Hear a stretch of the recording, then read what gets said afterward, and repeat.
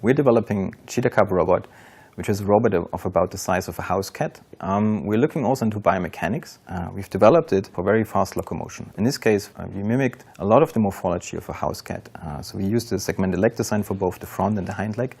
We're using springs as a replacement for tendons. We're using actuators per leg as a replacement for the muscles.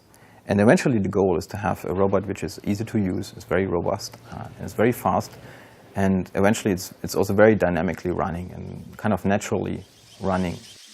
The sum of morphology and control enables us to run this robot very fast, so up to 1.4 meters per second. This is about 7 body lengths per second.